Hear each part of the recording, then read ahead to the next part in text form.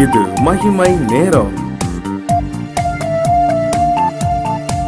ஆண்டவரும் உலக இரட்சகருமாகிய இயேசு கிறிஸ்துவின் இனிதான நாமத்தினாலே மகிமை டிவி நேயர்களுக்கு இந்த மகிமை நேரம் மூலமாக வாழ்த்துதலையும் வணக்கத்தையும் தெரிவித்துக் கொள்கின்றேன். இந்த நாளிலும் நாம் ஆண்டவருடைய வார்த்தையை ஆராய்ந்து அதன் மூலமாக நம்முடைய வாழ்க்கைக்கு ஆண்டவராய கர்த்தர் என்ன சொல்லுகிறார் என்று பார்க்கும் விதமாக எரேமியா தீர்க்கதரிசியின் புஸ்தகம் 33ஆம் அதிகாரம் 3ஆம் வசனத்தை நாம் பார்த்தோம் என்று சொன்னால் அது இப்படியாக சொல்கின்றது. என்னை நோக்கி கூப்பிடு, அப்பொழுது நான் உனக்கு உத்தரவு கொடுத்து நீ அறியாததும் உனக்கு எட்டாவதுமான பெரிய காரியங்களை உனக்கு அறிவிப்பேன் என்று சொல்லி அங்கே சொல்லப்பட்டிருக்கின்றது. எரேமியா அங்கே காவற்சாலையின் முற்றத்தில் அடைக்கப்பட்டிருக்கிறான். அவனுக்கு கர்த்தருடைய வார்த்தை இவ்வாறாக சொல்லப்படுகின்றது. அவன் நெருக்கத்தின் மத்தியிலே காவல்சாலை அடைக்கப்பட்ட நேரத்திலும் கூட ஆண்டவராய கர்த்தரோடு பேசுகிறார். நீ என்னை நோக்கி கூப்பிடு, அப்பொழுது நான் உனக்கு உத்தரவு கொடுத்து நீ அறியாததும் உனக்கு எட்டாவதுமான பெரிய காரியங்களை உனக்கு அறிவிப்பேன் என்று சொல்லி அங்கே அவனுக்கு சொல்கிறார். எனக்கு அன்பான தேவனுடைய ஜனமே, நம்முடைய வாழ்க்கையிலே நாம் யாரை நோக்கி கூப்பிட்டு கொண்டு இருக்கிறோம்? அவர் சொல்கிறார், என்னை நோக்கி கூப்பிடு, உனக்கு அறியாததும் உனக்கு எட்டாவதுமான, நீ அறியாமல் இருக்கக்கூடிய காரியமாக இருந்தாலும் சரி, உனக்கு எட்டாத ஒரு காரியமாக இருந்தாலும் சரி, அதை நான் உனக்கு அறிவிப்பேன் என்று சொல்லி இந்த காலை நேரத்தில் நம்மை பார்த்து ஆண்டவராய கர்த்தர் சொல்லுகிறார். ஆண்டவராய கர்த்தர் பொய் சொல்வதற்கு அவர் மனிதர் அல்ல. அவர் நம்மோடு கூட நம்முடைய நினைவுகள் எல்லாம் அறிந்திருக்கிறார். இது எரேமியாவுக்கும் அப்படித்தான். அவனுடைய வாழ்க்கையிலே அவன் ஒருவேளை சோதனைக்குள்ளாக அங்கே அடைக்கப்பட்டவனாக காணப்பட்ட நேரத்தில் அவனுக்கு அந்த வார்த்தை ஒரு ஆறுதலாக, நீ என்னை நோக்கி கூப்பிடு, நான் உனக்கு எல்லா காரியங்களையும் நான் உனக்கு செய்வேன் என்று சொல்லி அவனுக்கு கட்டளை கொடுக்கின்றார். வேதத்திலே நாம் பார்த்தோம் என்று சொன்னால் யோசேப்பை பற்றி நன்றாக தெரியும். யோசேப்பு சொப்பனம் காண்கின்றான். அந்த வரலாறெல்லாம் நமக்கு அடிக்கடி நாம் கேட்ட விஷயங்கள் தான். அவன் தன்னுடைய சகோதரர்களை பார்ப்பதற்காக செல்கிறான். அவனை குழியிலே போடப்படுகிறான். குழியிலே போட்ட மாத்திரத்திலே ஒருவேளை அவரிடத்தில் கெஞ்சி மண்டாடி என்னை விட்டுவிடுங்கள் என்று சொல்லலாம். ஆனால் யோசேப்பு அப்படி செய்யவில்லை. அவன் கர்த்தரை நோக்கியே பார்த்து கொண்டிருந்தான். அவரிடத்தில் விண்ணப்பம் செய்து கொண்டிருந்தான். அதன் அடிப்படையில் அவன் அங்கே தூக்கி விற்கப்படுகிறான்.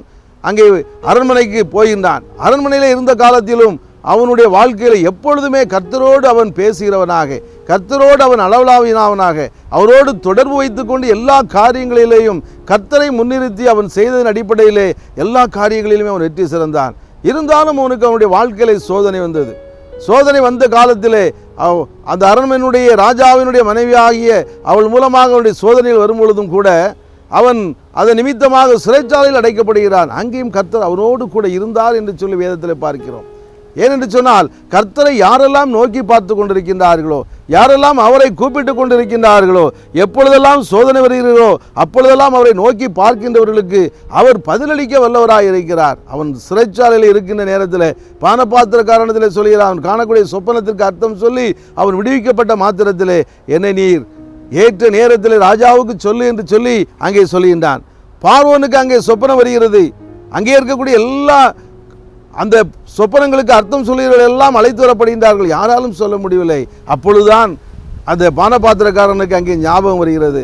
யோசேப்பு என்பவன் அங்கே சிறைச்சாலையில் இருக்கிறான். அவனை அழைத்தால் அவன் எல்லாவற்றிற்கும் அர்த்தம் சொல்வான் என்று சொல்லி அங்கே சொல்கின்றான். காரணம் என்ன தெரியுமா? அந்த பானபாத்திரக்காரன் 2 ஆண்டு காலம் அங்கே அவன் மறந்தவனாக காணப்படுகின்றான். ஆனால் யோசேப்பு அங்கே சிறைச்சாலை இருந்து கொண்டு கர்த்தரை நோக்கி எப்பொழுது விண்ணப்பம் செய்து கொண்டிருந்த காரணத்தினால் அந்த சிறைச்சாலையின் தலைவன் கண்ணிலும் தயவு கிடைத்தது என்று சொல்லி அங்கே சொல்லப்பட்டிருக்கிறது. அது மாத்திரமல்ல, ஏற்ற நேரத்திலே அங்கே பார்வோனுக்கு வரக்கூடிய சொப்பனத்திற்கு அர்த்தம் சொல்வதற்காக அங்கே அழைத்து வரப்படுகின்றான். எனக்கு அன்பான தேவனுடைய ஜனமே, ஒருவேளை நெருக்கத்தின் மத்தியிலே, ஒருவேளை கர்த்தருக்குள்ளாக வாழக்கூடிய அந்த காலங்களிலே நமக்கு ஏற்படக்கூடிய சோதனைகளிலும் வீழ்ந்து போய்விடவே என்று சொல்லி ஒருவேளை அங்கலாய்த்து கலங்கி கொண்டிருக்கின்றீர்களா? அவரை நோக்கி கூப்பிடுங்கள், கர்த்தரை நோக்கி கூப்பிடுங்கள். எந்த நேரத்திலும் யோசேப்பு கர்த்தரை நோக்கி கூப்பிட்டான். அதனால் அவனுக்கு மிகப்பெரிய ஒரு விடுதலை கிடைத்தது.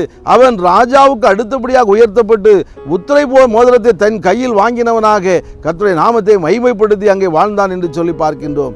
பிற்காலத்திலே யாரால் ஒதுக்கப்பட்டு யாரால் குழியிலே போடப்பட்டு விற்கப்பட்டோமோ அவர்கள் அந்த சகோதரர்கள் வந்த மாத்திரத்திலே அந்த ஜனத்தை போஷிக்கின்ற இடத்திலே இருக்கக்கூடியவனாக அவன் காணப்படுகின்றான். எனக்கு அன்பான தேவனுடைய ஜனமே, இந்த உலகத்திலே நீங்களும் நானும் வாழும் பொழுது ஒருவேளை நம்மை உதாசீனப்படுத்தி நம் தள்ளப்படலாம். இந்த உலகத்திலே வாழும் பொழுது ஒருவேளை நம்முடைய சுற்றார் இனத்தார் நம்மை வெறுத்து தள்ளலாம்.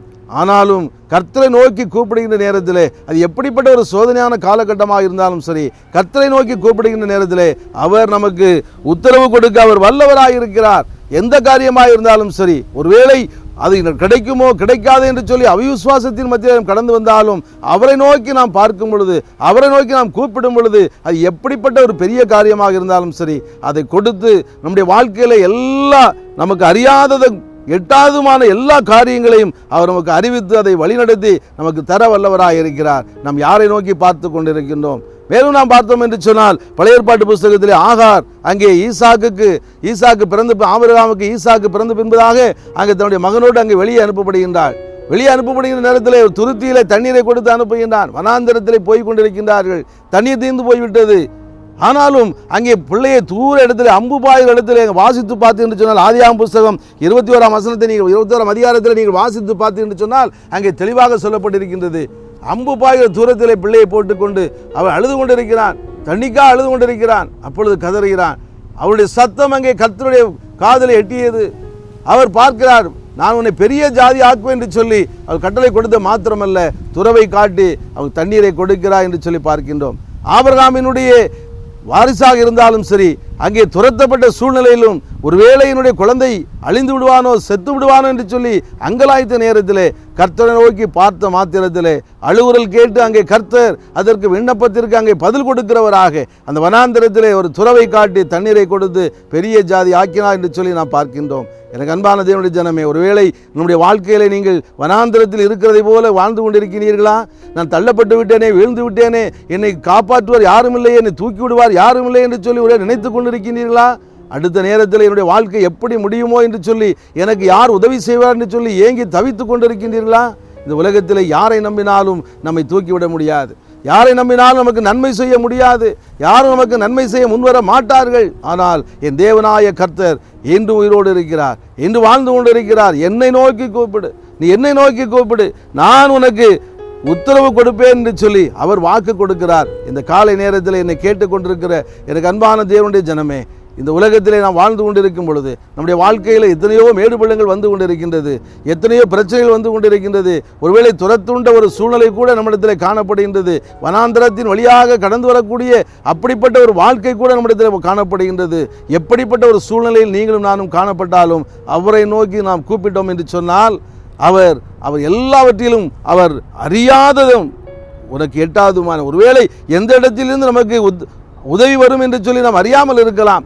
எந்த இடத்திலிருந்து நமக்கு காரியங்கள் வாய்க்க பண்ணுவதற்கான ஆட்களை வரலாம் என்று சொல்லி நமக்கு தெரியாது. அவருக்கு தெரியும். அவர் நமக்கு அனுப்பி அதனதன் காலங்களிலே நேர்த்தியாக எல்லா காரியங்களிலே வெற்றி சிறக்க நம்முடைய வாழ்க்கையில் தேவையான காரியங்களெல்லாம் தந்து நம்மை வழிநடத்த அவர் வல்லவராக இருக்கிறார். நாம் செய்வதெல்லாம் அவரை நோக்கி பார்க்க வேண்டும். யோசேப்பு எப்படிப்பட்ட ஒரு காலகட்டத்திலும் உயர இடத்தில் இருந்தாலும் சரி, ஒருவேளை தாழ்வான இடத்தில் இருந்தாலும் சரி, தள்ளப்பட்ட சூழ்நிலை இருந்தாலும் சரி, எந்த சூழ்நிலையும் யோசேப்பு கர்த்தர் அவரோடு கூட இருந்தார். ஏனென்று சொன்னால் அவர் எப்பொழுதுமே கர்த்தரையே நோக்கி பார்த்து கொண்டிருந்த அடிப்படையில் கர்த்தர் அவனோடு கூட இருந்தார். எல்லா சோதனைகளும் விடுவித்தவனை உயரிடத்தில் வைத்தார். அதே போல அந்த ஆகாரனுடைய குடும்பத்திலும் பார்த்தால் அந்த குழந்தையை காப்பாற்றி அவருக்கு எல்லா காரியங்களையும் உயர பண்ணி அவருடைய சந்ததியை அவர் சொன்னபடியே அங்கே பெருகி வளர செய்தார். ஆகவே நம்முடைய வாழ்க்கையிலும் அவர் செய்ய வல்லவராக இருக்கிறார். அவரை நோக்கி நாம் கூப்பிடுவோமா? அவரை நோக்கி நாம் கூப்பிடுவோம் என்று சொன்னார் அவர் நமக்கு உத்தரவு அருளி செய்து எல்லா காரியங்களிலும் வெற்றி சிறக்க பண்ணுவார். ஒரு நிமிடம் கண்களை மூடி நாம் ஜெபிப்போமா? அன்பின் பரலோக தந்தையே, அருமையான இந்த நாள் காலை நேரத்தில் என்னை நோக்கி கூப்பிடு, நான் உனக்கு உத்தரவு கொடுப்பேன் என்று சொல்லியிருக்கிறீங்கப்பா.